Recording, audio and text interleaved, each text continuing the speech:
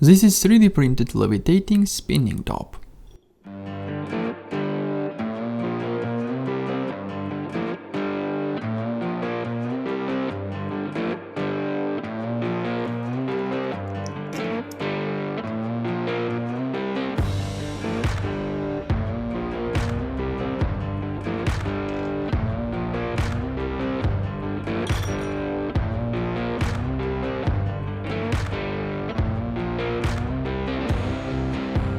Did you like this spinning top? If you have any suggestions for this design, tell me in comments below.